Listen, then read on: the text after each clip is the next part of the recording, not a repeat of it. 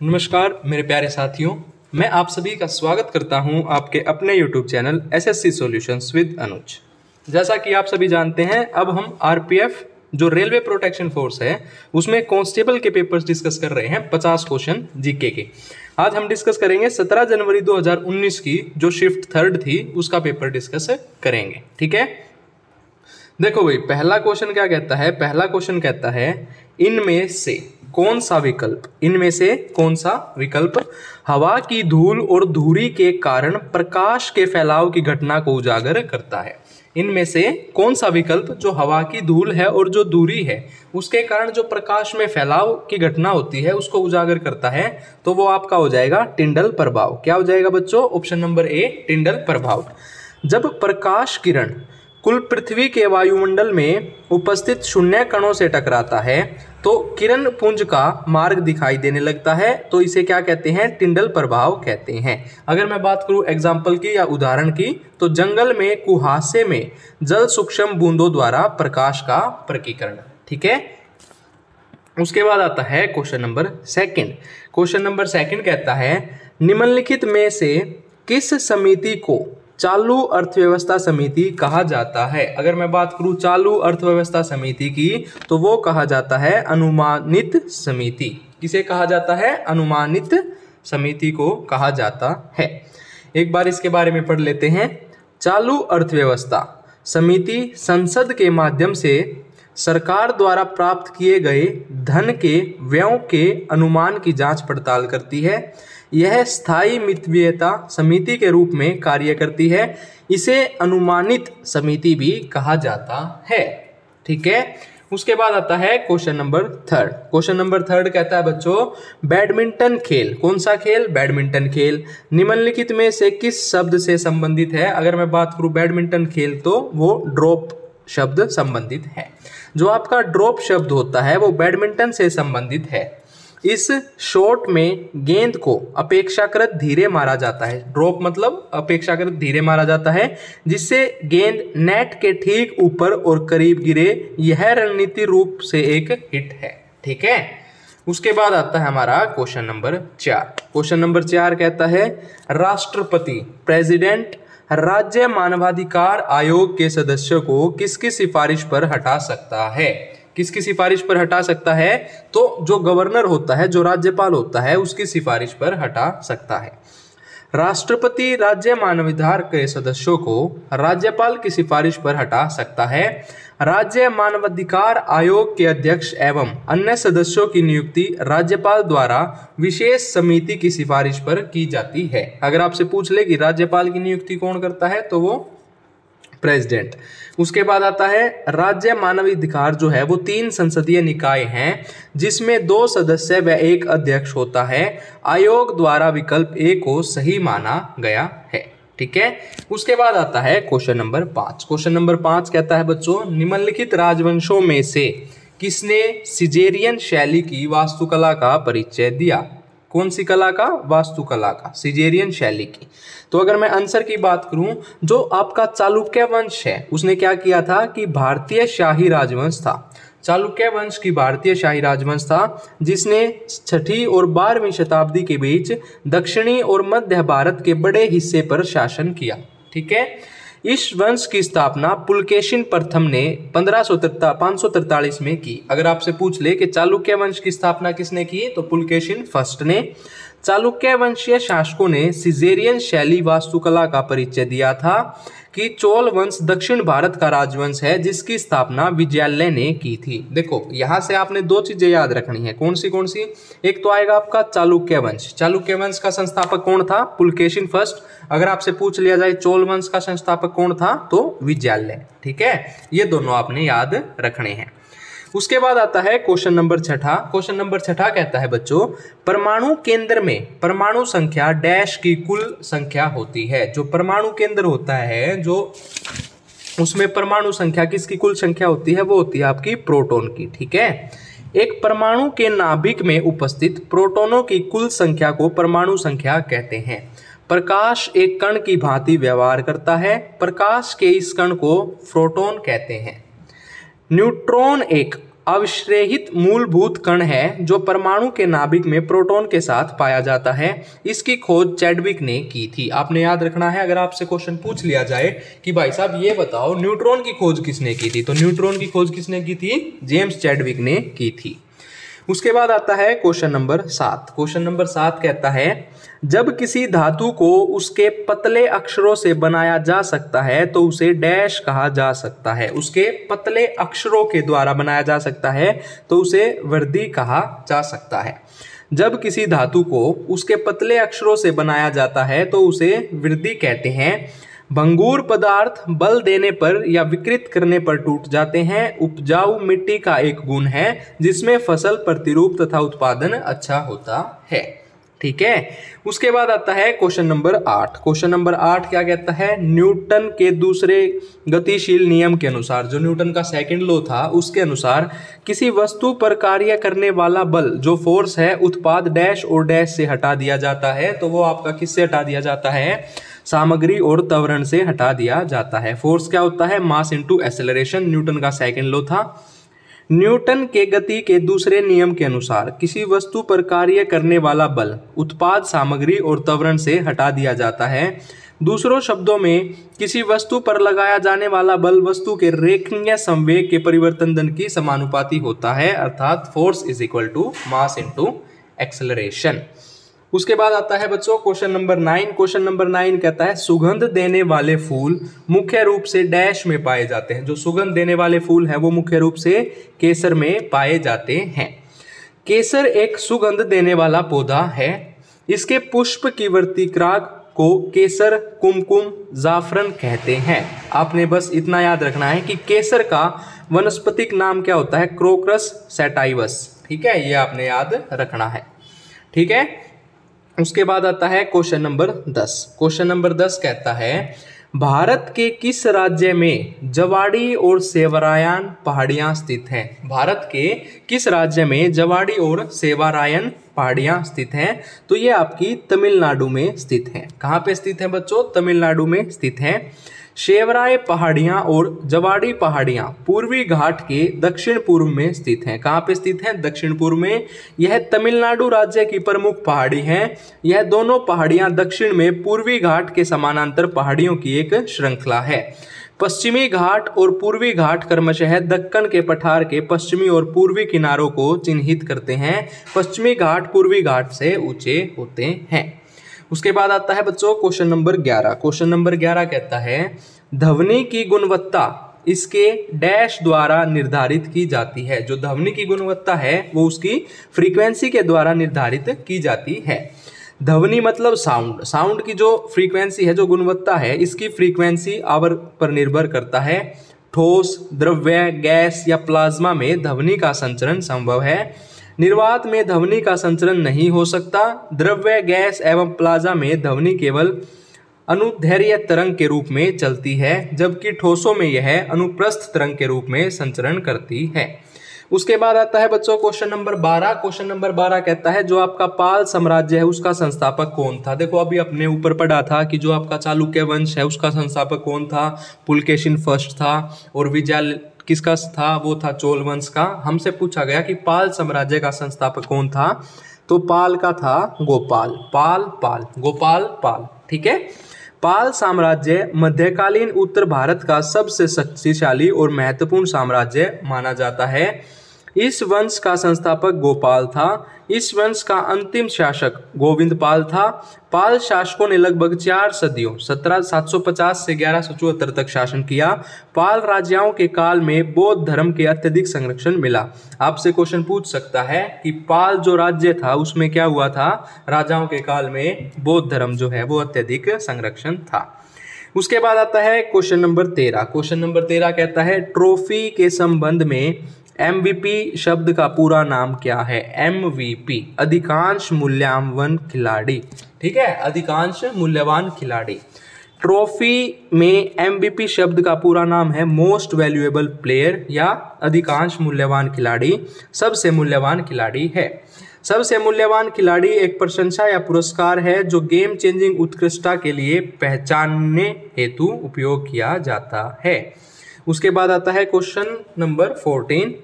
मिलिंद पन्हो पाठ किससे संबंधित है? जो मिलिंद पन्हो पाठ है वो आपका बौद्ध धर्म से संबंधित है।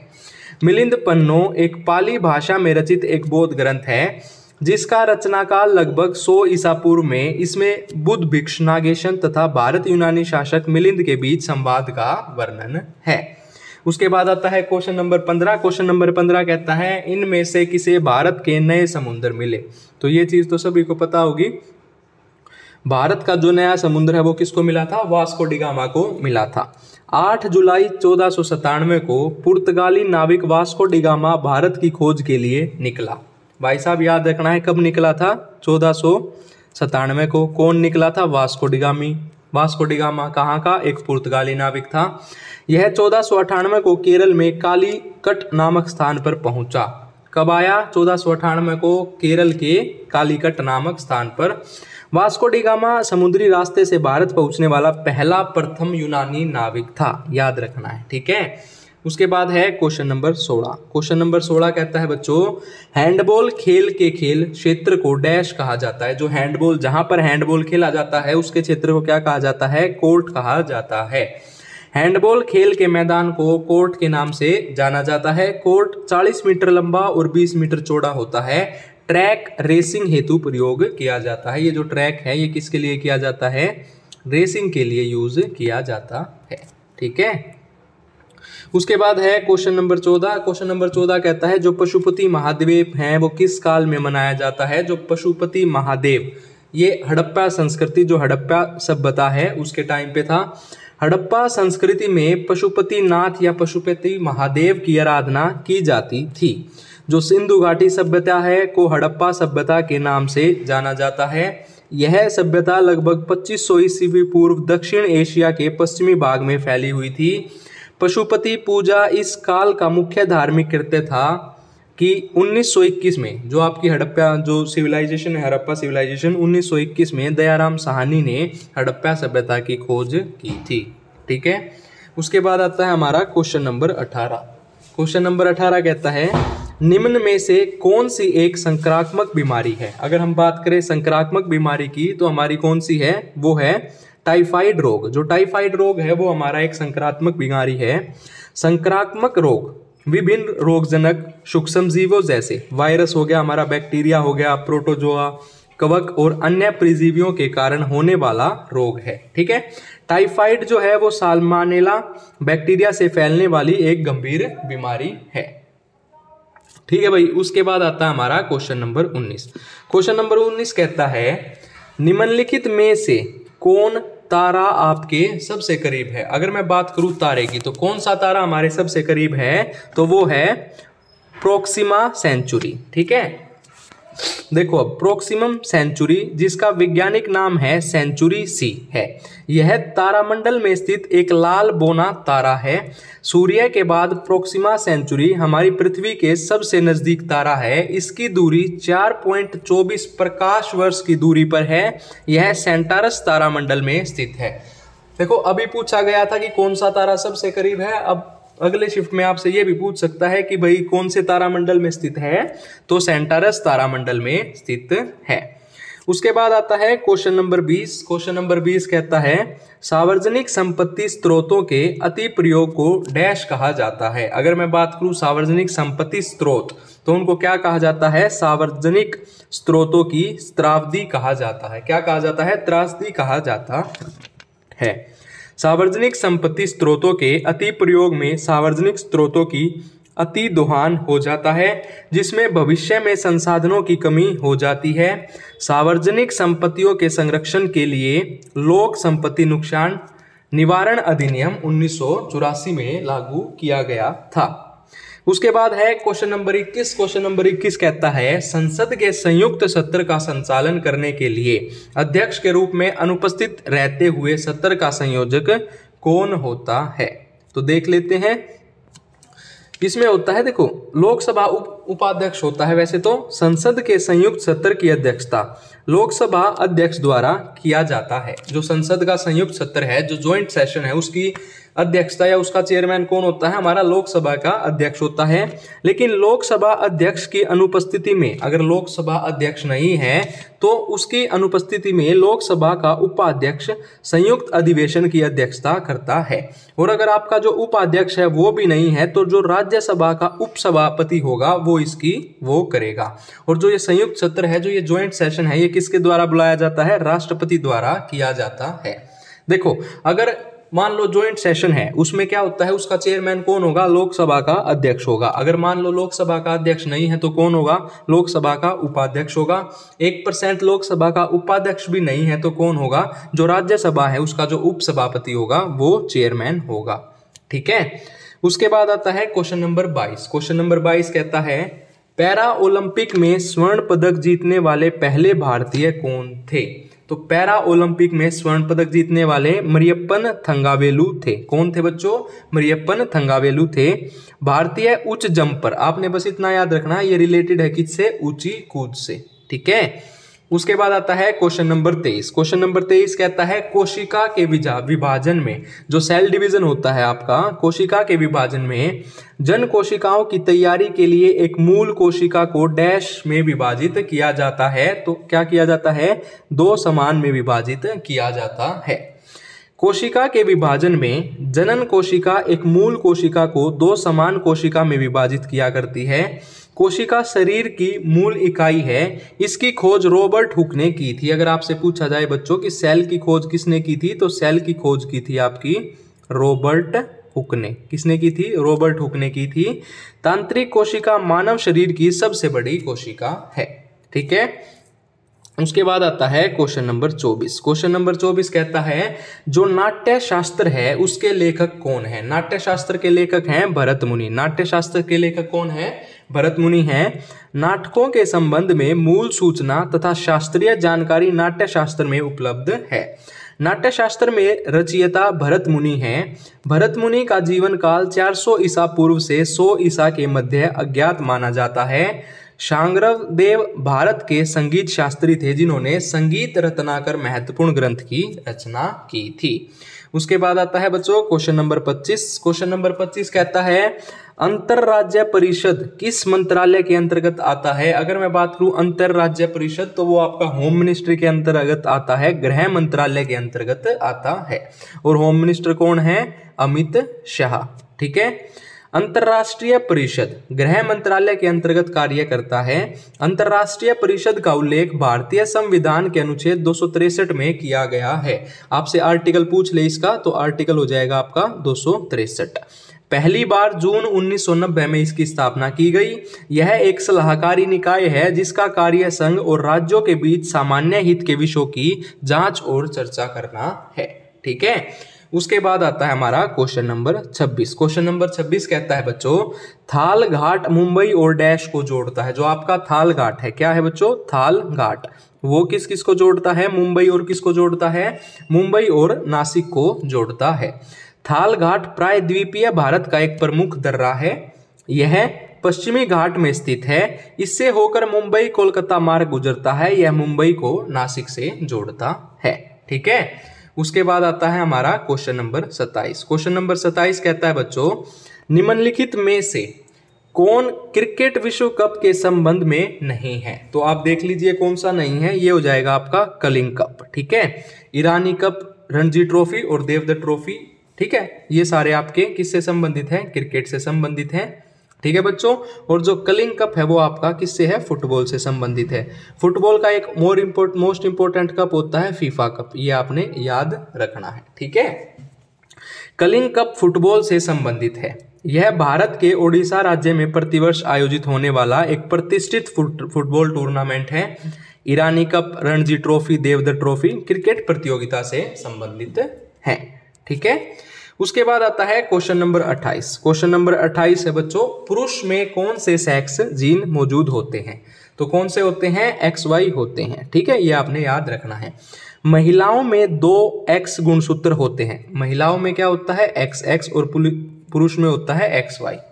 जबकि पुरुषों में एक X और एक Y गुणसूत्र होता है। एक सामान्य मनुष्य में 46 गुणसूत्र होते हैं।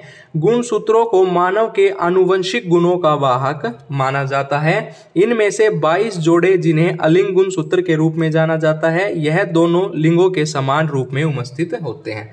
मतलब 22, 22, 44 तो समान होते हैं, लेकिन ये XX और XY ये एक डिफरेंट होते हैं। ठीक है, उसके बाद है क्वेश्चन नंबर 29। क्वेश्चन नंबर 29 कहता है भारत, बेल्जियम और स्पेन में किस प्रकार के संघीय शासन का उपयोग किया जाता है? तो उसमें आपका क्या किया जाता है?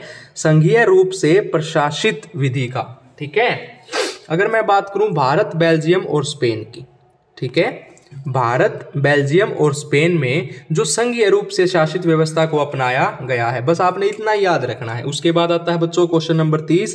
क्वेश्चन नंबर 30 कहता है निम्नलिखित में से किस शासक ने पाटलिपुत्र की स्थापना की थी? जो पाटलिपुत्र है उसकी स्थापना की थी आजाद शत्रु ने। ठीक है, ऐसे याद रख लो, आजाद शत्रु था, उसने अपने शत्रु की पाटलिपुत्र कर दी, मतलब। ठीक है, तो पाटलिपुत्र की स्थापना आजाद शत्रु ने। पाटलिपुत्र भारत का प्राचीन शहर है जिसकी स्थापना 5वीं शताब्दी ईसा पूर्व में मगध के राजा आजाद शत्रु द्वारा की गई थी।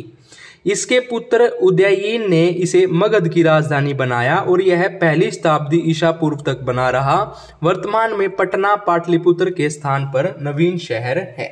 ठीक है, उसके बाद आता है क्वेश्चन नंबर 21। क्वेश्चन नंबर 31 कहता है बच्चों भारत की अकस्मासिक निधि किस अनुच्छेद के तहत आती है? तो अनुच्छेद 267 के अंतर्गत आती है।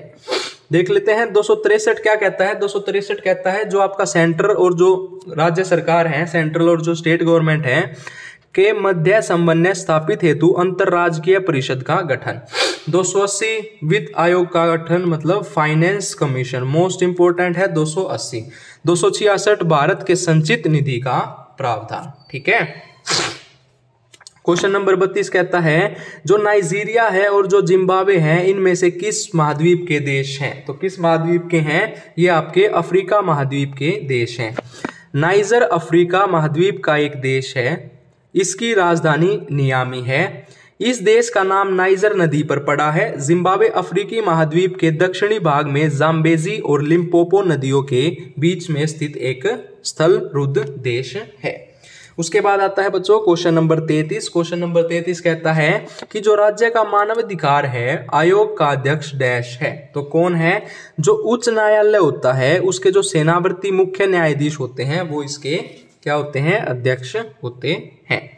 उसके बाद आता है क्वेश्चन नंबर 34। क्वेश्चन नंबर 34 कहता है निम्नलिखित में से कौन अंतिम मौर्य राजा था? अंतिम मौर्य राजा कौन था? तो वो था आपका वृद्धहस्त। ठीक है, वृद्धहस्त जो है वो मौर्य साम्राज्य का अंतिम शासक था। इसे 187 और 185 ईसा पूर्व तक शासन किया। इसका सेनापति पुष्यमित्र शुंगा ने इसकी हत्या कर शुंग वंश की स्थापना की। आपसे एक क्वेश्चन यहाँ पर ये बन गया, जो शुंगा वंश है उसका संस्थापक कौन था? पुष्यमित्र शुंगा। ठीक है, मौर्य राजवंश प्राचीन भारत का एक शक्तिशाली राजवंश था। मौर्य राजवंश 137 वर्षों तक भारत पर शासन किया था। क्वेश्चन नंबर 35 कहता है निम्नलिखित में से कौन एक नदी बंदरगाह है? ठीक है, तो कौन है बच्चों? कोलकाता जो है वो आपका एक नदी बंदरगाह है। भारत में 13 प्रमुख बंदरगाह और 205 छोटे बंदरगाह हैं। पश्चिमी तट पर मुंबई, कांडला, कोचीन आदि बंदरगाह तथा पूर्वी तट पर चेन्नई, ये आप एक बार पढ़ लेना। ठीक है, उसके बाद है क्वेश्चन नंबर 36। क्वेश्चन नंबर 36 कहता है किस राज्य में मधुबनी चित्रकला प्रचलित है? ये क्वेश्चन आपसे एसआई में भी पूछा गया था, आरपीएफ एसआई में भी। ठीक है, तो इसका आंसर हो जाएगा आपका बिहार। मधुबनी चित्रकला बिहार के मधुबनी जिले की एक प्रसिद्ध चित्रकला है। इस चित्रकला में मिथिलांचल की संस्कृति को दिखाया जाता है। मधुबनी चित्रकला ज्यादातर प्राचीन महाकाव्यों से प्राकृतिक दृश्यों और देवताओं के साथ पुरुष और उसके सहयोग को दर्शाती है। उसके बाद आता है क्वेश्चन नंबर 37। कई आवृत्तियों के मिश्रण से उत्पन्न ध्वनि को डैश कहा जाता है। ठीक है, तो क्या कहा जाता है बच्चों? देख लो एक बार। ध्वनि जो है वो एक यांत्रिक तरंग है, न कि विद्युत चुंबकीय तरंग। ठीक है, ध्वनि के संचरण के लिए माध्यम की जरूरत होती है। ठोस, द्रव्य, गैस एवं प्लाज्मा में ध्वनि का संचरण संभव है। ठीक है, उसके बाद आता है क्वेश्चन नंबर 38। क्वेश्चन नंबर 38 कहता है निम्नलिखित में से किस महासागर की सबसे लंबी तटरेखा है? तो अगर मैं बात करूं अटलांटिक महासागर, तो उसकी क्या है? सबसे लंबी तटरेखा है। एक बार पढ़ लेते हैं। हमारा जो अटलांटिक महासागर है, इसकी सबसे लंबी तटरेखा है। यह व्यापार और वाणिज्य के लिए सबसे व्यस्त महासागर है, क्योंकि इसके समुद्री मार्ग दो सबसे बड़े औद्योगिक क्षेत्रों को जोड़ते हैं। आर्कटिक महासागर सबसे छोटा महासागर है और उत्तरी ध्रुव इस महासागर के बीच में स्थित है। उसके बाद आता है क्वेश्चन नंबर 39। क्वेश्चन नंबर 39 कहता है जो सेंसस हुआ था 2011 में, 2011 की जनगणना के अनुसार भारत में शहरी जनसंख्या का प्रतिशत कितना है? तो कितना है? 31.16 है। अगर मैं शहरी जनसंख्या की बात करूं तो 31.16 और ग्रामीण जनसंख्या की बात करूं तो 68.8। ठीक है। अगर हम ओवरऑल साक्षरता दर की बात करें तो 74.4 और पुरुष साक्षरता दर 82.14 और महिला साक्षरता दर 65.46 है। ठीक है। उसके बाद है क्वेश्चन नंबर 40। क्वेश्चन नंबर 40 कहता है केंद्रीय प्रशासनिक न्यायाधिकरण किस मंत्रालय के अधीन आता है? तो ये आपका कार्मिक मंत्रालय के अधीन आता है। ठीक है। उसके बाद आता है क्वेश्चन नंबर 41। क्वेश्चन नंबर 41 कहता है निम्नलिखित में से कौन सा एक बांगर भरा हुआ क्षेत्र है? अगर मैं बात करूं तराई की, तो तराई क्या है? एक बांगर भरा हुआ क्षेत्र है। भामर या बांगर मिट्टी का एक प्रकार है जो तराई क्षेत्र में पाया जाता है। यह उपजाऊ क्षेत्र भारत, नेपाल एवं भूटान में स्थित हिमालय के समानांतर दक्षिण क्षेत्र में स्थित है। उसके बाद आता है क्वेश्चन नंबर 42। क्वेश्चन नंबर 42 कहता है जो आपका वृक्षासन है, योग है, में क्या स्थिति दिखाता है? तो वो आपका एक पेड़ की स्थिति दिखाता है। वृक्षासन, देखो वृक्षासन से क्या हो जाएगा? वृक्ष, और वृक्ष से हो जाएगा आपका पेड़। ठीक है। उसके बाद आता है क्वेश्चन नंबर 43। क्वेश्चन नंबर 43 कहता है डोलू कुनीथा में एक प्रसिद्ध लोक संगीत परंपरा है। कहाँ पे है ये? आपकी कर्नाटका में है। डोलू कुनीथा कर्नाटका का एक प्रमुख लोकप्रिय ड्रम नृत्य है। यह एक समूह नृत्य है जिसमें 12 से 16 लोग शामिल होते हैं। अगर मैं बात करूं अन्य महत्वपूर्ण नृत्य की जो कि कर्नाटका के इंपॉर्टेंट हैं, एक हो जाएगा आपका यक्षगान, वीरगासे और नागमंडला। तीनों के तीनों बहुत ही महत्वपूर्ण हैं। उसके बाद आता है क्वेश्चन नंबर 44। क्वेश्चन नंबर 44 कहता है जो राष्ट्रीय मानवाधिकार आयोग है वो किस वर्ष स्थापित किया गया था? तो वो 1993 में किया गया था। ठीक है। उसके बाद आता है क्वेश्चन नंबर 45। क्वेश्चन नंबर 45 कहता है भारतीय नियोजन के वास्तुकार के रूप में किसे जाना जाता है? तो किसे जाना जाता है? पीसी महानोबिलिस को जाना जाता है। भारतीय नियोजन के वास्तुकार के रूप में पीसी महानोबिलिस को जाना जाता है। प्रशांत चंद्र महालनोबिस इनका पूरा नाम है। ये एक भारतीय वैज्ञानिक एवं संख्यकाविद थे। इन्हें दूसरी पंचवर्षीय योजना का मसौदा तैयार करने हेतु जाना जाता है। इन्हें आर्किटेक्ट ऑफ इंडियन प्लानिंग के रूप में भी जाना जाता है। उसके बाद है क्वेश्चन नंबर 46। क्वेश्चन नंबर 46 कहता है बहुत कम विक्रेता एवं अधिक क्रेता किस बाजार का लक्षण है?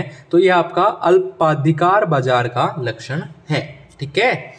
उसके बाद आता है क्वेश्चन नंबर 47। भारत सरकार डैश के माध्यम से खाद्यान्न खरीदती है। जो आपकी इंडियन गवर्नमेंट है, भारत सरकार है, वो भारतीय खाद्य निगम के उससे खाद्यान्न खरीदती है। उसके बाद इंपॉर्टेंट क्वेश्चन है महात्मा गांधी राष्ट्रीय रोजगार गारंटी योजना, जो ये मनरेगा है, ये कब शुरू की गई थी? 2005 में शुरू की गई थी। इसमें क्या होता है किसी भी ग्रामीण परिवार के वयस्क सदस्यों को 100 दिन का रोजगार उपलब्ध कराना है। लेकिन वर्तमान में यह कार्यक्रम शहरी क्षेत्रों के कुछ जिलों को छोड़कर संपूर्ण देश में लागू है। उसके बाद सबसे इंपॉर्टेंट क्वेश्चन है बच्चों आज का, सिकंदर ने भारत पर किस वर्ष आक्रमण किया था? तो सिकंदर ने 326 ईसा पूर्व में भारत पर आक्रमण किया था। सिकंदर ने भारत पर 326 ईसा पूर्व आक्रमण किया था। पर्सिया या पर अधिकार कर लेने के बाद सिकंदर ने भारत के उत्तरी पश्चिमी भाग पर आक्रमण किया। पोरस और सिकंदर के मध्यम झेलम नदी के किनारे एक युद्ध लड़ा गया जिसको क्या कहा? हाइड्रस्पस का युद्ध, जिसमें पोरस की हार हुई थी। सिकंदर 19 महीने तक भारत में रहा। ठीक है। उसके बाद है आज का last question, question number 50। Question number 50 कहता है किस बिल के बिना सरकार भारत के सामूहिक कोष से पैसा निकाल सकती है? तो वो होता है विनियोग विधेयक बिल के बिना।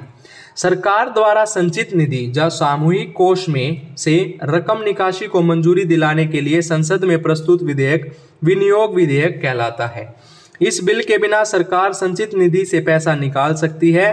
भारतीय संविधान के अनुच्छेद 114 में विनियोग विधेयक का प्रावधान किया गया है तथा अनुच्छेद 266 में भारत की संचित निधि का प्रावधान किया गया है। ठीक है, ये हमारी आज की शिफ्ट कंप्लीट हो चुकी है। अगर आपको वीडियो अच्छी लगे तो वीडियो को ज़्यादा से ज़्यादा शेयर किया कीजिए, वीडियो को लाइक किया कीजिए और हमारे YouTube channel SSC solutions with Anuj को सब्सक्राइब कीजिए। धन्यवाद।